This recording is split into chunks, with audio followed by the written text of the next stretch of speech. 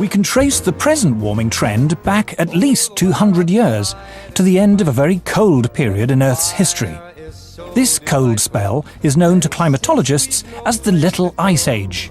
Let it snow, let it snow, let it snow. If we look back further in time, before the Little Ice Age, we find a balmy golden era when temperatures were higher than they are today, a time known to climatologists as the medieval warm period.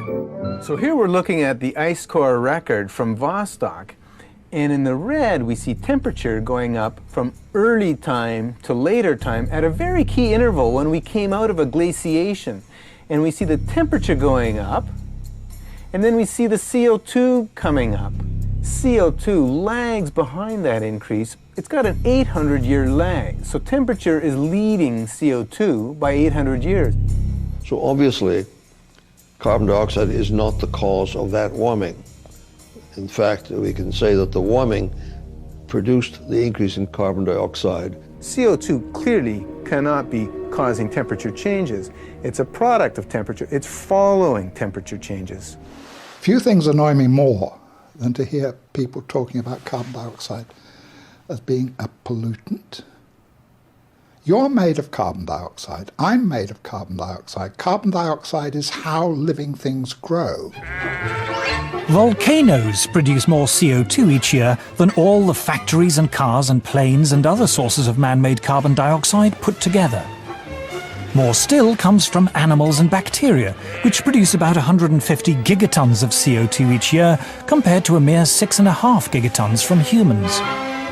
An even larger source of CO2 is dying vegetation, from falling leaves, for example, in the autumn. But the biggest source of CO2 by far is the oceans. So the warmer the oceans, the more carbon dioxide they produce, and the cooler they are, the more they suck in.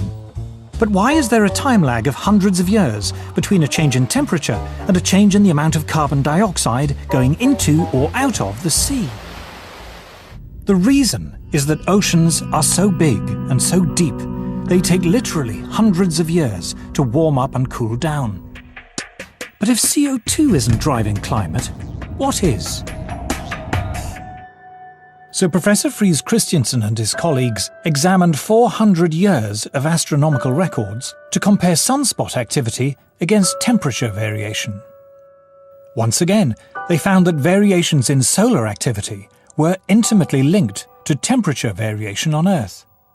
It was the sun, it seemed, not carbon dioxide or anything else, that was driving changes in the climate.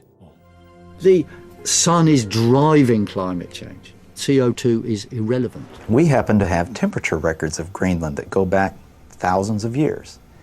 Greenland has been much warmer. Just 1,000 years ago, Greenland was warmer than it is today, yet it didn't have a dramatic melting event. There are reports from time to time, a big chunk of ice break away from the Antarctic continent. Those must have been happening all the time, but because now we have a satellite that can detect those, that's why they become the news. This data from NASA's meteorological satellites shows the huge natural expansion and contraction of the polar sea ice taking place in the 1990s. Practically all the TV programs that relate to global warming show big chunk of ice falling from the edge of the glaciers, but people forget that ice is always moving. News reports frequently show images of ice breaking from the edge of the Arctic. What they don't say is that this is as ordinary an event in the Arctic as falling leaves on an English autumn day. They ask me, did you see ice falling from the edge of the glaciers? Yes. That's the spring breakup. That's happened every year. Press come to us all the time, I want to see something that the greenhouse disaster. I say there's none. None of the major climate changes in the last 1,000 years can be explained by CO2. We can't say that CO2 will drive climate. It certainly never did in the past. Climate scientists need there to be a problem in order to get funding. We have a vested interest in creating panic, because then money will flow to climate science. There's one thing you shouldn't say, and that is, this might not be a problem. They said, if the CO2 increases in the atmosphere as a greenhouse gas, then the temperature will go up. But the ice core record shows exactly the opposite. So the fundamental assumption, the most fundamental assumption of the whole theory of climate change due to humans is shown to be wrong. Anyone who goes around and says that carbon dioxide is responsible for most of the warming of the 20th century hasn't looked at the basic numbers. The whole global warming business has become like a religion. And people who disagree are called heretics. I'm a heretic. The makers of this program are all heretics.